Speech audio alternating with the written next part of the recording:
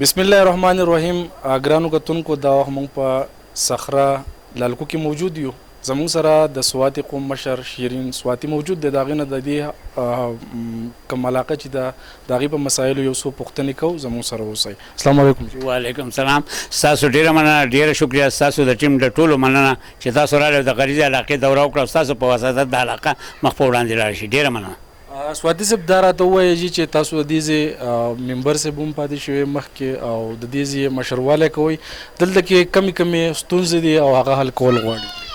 دلته جي یو ستونزې دا دي چې یو خو دلته کې په سکولونو باندې لکه څنګه چې د ګورنمنټ نه موږ موجوده ډېر زیات خوشحاله یو ځکه چې هغه نګراني ساتي.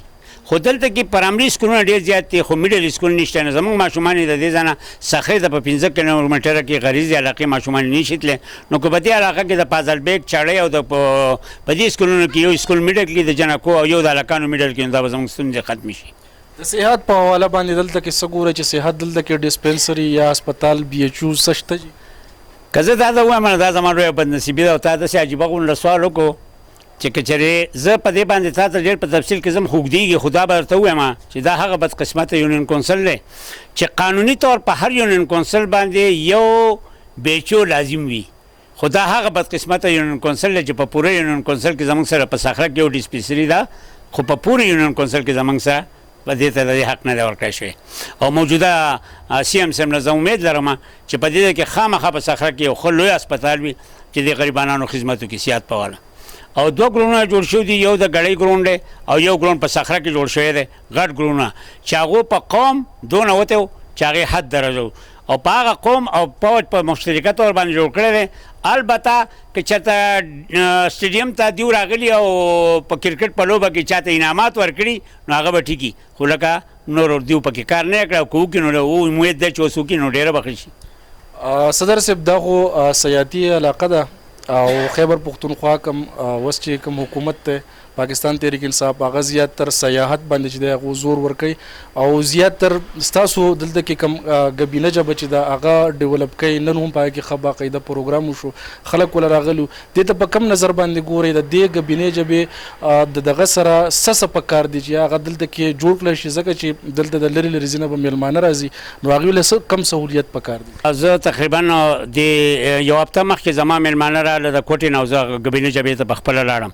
د ټول نه خو ما دا غټ افسوس دی چې په یو ګبینه ژبه په ټوله ایریا کې د مسلمان دپاره د ټول ناول جومات وي او زمونږ زوړ قدیمي جومات چې کله په هغې کې و نو د هغې چت نشته او اوسه پورې پاریس محکمې ته ما اپیل هم کړی دی او پاریس محکمې د اوسه پورې هغې له لرګي ونه ورکوي چې جومات خو پکې جوړ کړي چې د ټول نه مخکې ځکه چې هلته اذان وشي دغه میلمانۍ دا به مونږ دپاره لول خو زمونږ دغه خبره ده.